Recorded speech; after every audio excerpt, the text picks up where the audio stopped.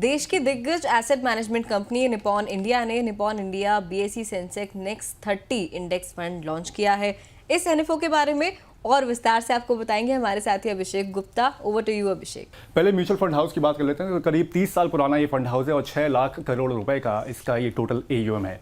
Nippon India BSE Sensex, अगर इस fund की अगर हम लोग बात करें तो फिर एक तरह से जैसे सेंसेक्स में 30 कंपनीज होती हैं देश की मार्केट कैप के लिहाज से, वहीं इसके बाद जो 30 के बाद जो कंपनीज आती हैं 31 से लेकर एक 60वीं तक की जो कंपनीज होती हैं वो सेंसेक्स नेक्स्ट 30 में आती हैं। तो एक तरह से अगर इसको देखा जाए तो ये बहुत लार्ज और मिड कैप के बीच का एक तरह से मिक्स कहा जाता है। वहीं अगर इसकी बात की जाए तो फिर कई सारे इसमें फैक्टर्स डिटरमाइन किए जाते हैं जो कि इसको फंड हाउस को बहुत अच्छा एक तरह से पेश करते हैं। बेंचमार्क की अगर बात करें तो बीएसई सेंसेक्स नेक्स्ट 30 TRI है, यानी कि जो सेंसेक्स नेक्स्ट 30 TRI जो एक तरह से जो इंडेक्स है वो इसको फॉलो करेगा। सब्सक्रिप्शन की अगर बात करें तो फिर 21 मई से 4 जून तक लोग इसको सब्सक्राइब कर सकते हैं। अलॉटमेंट की अगर बात करें तो 10 जून से लेकर 10 जून को इसका अलॉटमेंट हो जाएगा। मिनिमम इन्वेस्टमेंट इसमें 1000 रुपये किया जा सकता है और 100 रुपये की मिनिमम इसमें SIP की जा सकती है।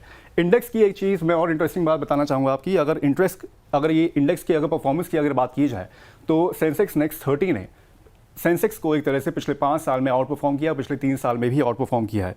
वो ऐसे कि नेक्स्ट 30 का जो पिछले 5 साल का CAGR रहा है वो 26% रहा है, वहीं सेंसेक्स का 20% एनुअलाइज्ड एक तरह से रिटर्न रहा है। वहीं 3 साल में इसने जो इंडेक्स ने जो परफॉर्मेंस दिया है वो 16% रहा है, वहीं सेंसेक्स ने एक तरह से 13% का इसमें रिटर्न दिया है। बहुत ज़्यादा इसमें कंपैरिजन नहीं कर सकते हैं क्योंकि अभी ये एक तरह से दूसरा ही फंड है जो इस स्कीम को लेकर, दूसरा ही स्कीम है जो इस कैटेगरी में एक तरह से आई हुई है इसमें।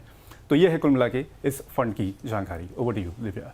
बिल्कुल अभिषेक, बहुत अच्छे से आपने तमाम तरह की जानकारी दी और हमें लगता है कि हमारे व्यूअर्स को निपॉन इंडिया म्यूचुअल फंड का जो नया BSE सेंसेक्स नेक्स्ट 30 फंड है इसको लेकर तमाम तरह की जो जानकारियों को लेकर वो जानना चाहते होंगे, तो आपने बहुत अच्छे से समझाया। बहुत बहुत धन्यवाद हमारे साथ जुड़ने के लिए। अब सर सवाल मेरा आपसे ये है कि BSE Sensex next 30 index fund में किस तरीके की कंपनियाँ शामिल होती हैं यहाँ पर?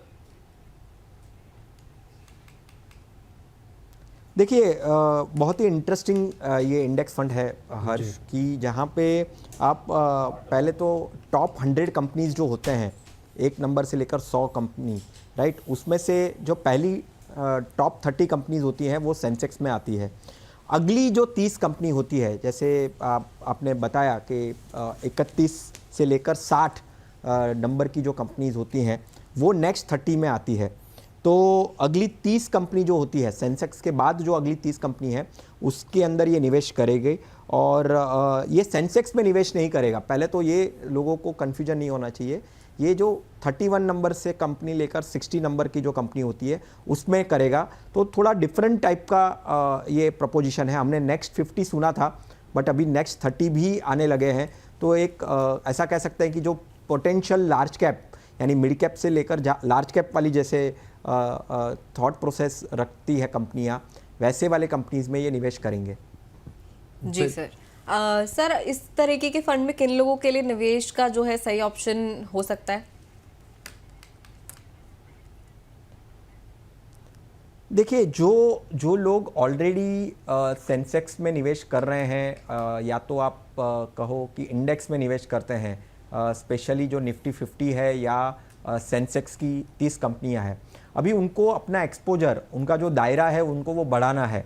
वो सोच रहे हैं कि भाई जो सेंसेक्स के बाद वाली जो 30 कंपनियां हैं वो काफ़ी पोटेंशियल कंपनी हो सकती है, क्योंकि देखिए ग्रोथ जो है, जो रिटर्न्स पॉइंट ऑफ व्यू से अगर देखें तो ये अगले 30 जो कंपनियां हैं वो उसमें से ज़्यादा रिटर्न्स बन सकते हैं, निकल सकते हैं, राइट। तो ऐसे जो निवेशक की सोच है कि भाई सेंसेक्स में तो मैं निवेश कर ही रहा हूँ बट मुझे मेरा और रिटर्न्स का पोटेंशियलिटी और बढ़ानी है, ग्रोथ को और बढ़ाना है, राइट।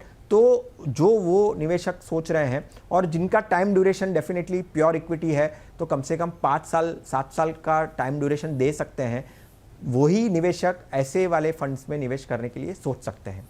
बिल्कुल सर। और हम लोग लगातार देख रहे हैं नए नए इंडेक्स बन रहे हैं। निफ्टी अल्फा इंडेक्स बना सर, एक निफ्टी ग्रो सेक्टर इंडेक्स बनता हुआ दिखा। अब यहाँ पे हम लोग देख रहे हैं जिस तरीके का फंड आता हुआ यहाँ पे इन्फो आता हुआ दिख रहा है यहाँ पे कि Nippon India BSE Sensex next 30 index fund, आपने इसको अच्छे से समझाया यहाँ पर। लेकिन सर सवाल यहाँ पर ये है कि आपको कैसा नज़र आ रहा है ये फंड, क्या आपकी निवेश की सलाह रहेगी यहाँ पर? देखिए हर्ष, मैं थोड़ा सा इंडेक्स फंड्स जो होते हैं यानी पैसिव स्ट्रेटजी होती है जी। उसमें मेरा झुकाव थोड़ा सा कम है जी। हालांकि स्पेशली जो कह सकते हैं कि लार्ज कैप सेगमेंट है वो एक सेगमेंट में आप डेफिनेटली एक बार सोच सकते हो पैसिव में निवेश करने का। बट जब आप सोच रहे हो कि आपका टाइम ड्यूरेशन 10-15 साल है, आप मिड कैप में निवेश कर सकते हैं, स्मॉल कैप में निवेश कर सकते हैं, तो जब ऐसा कुछ पोर्टफोलियो बनाना है तो आप एक्टिव फंड के तरफ जा सकते हैं, सोच सकते हैं। बट हाँ, अगर आप ओवरऑल ब्रॉड वे में सोचे कि भाई आपको एलोकेशन क्या करना चाहिए आपके पोर्टफोलियो का, तो मैं अभी भी ऐसा कहूँगा कि भाई 80%, 70 to 80% का एक्सपोजर आपको एक्टिव में रखना चाहिए और 20-30% का एक्सपोजर आप पैसिव में रख सकते हैं, क्योंकि पैसिव में काफ़ी अच्छे से डाउनसाइड प्रोटेक्ट होता है, इंडेक्स को फॉलो करता है, ज़्यादा यानी बाहर जाना या अंदर आना ऐसा ज़्यादा होता नहीं है स्टॉक्स का, राइट, एक्टिवली मैनेज नहीं होता है। तो वो केस में अगर सोचे तो पैसिव काफ़ी कारगर साबित हो सकता है।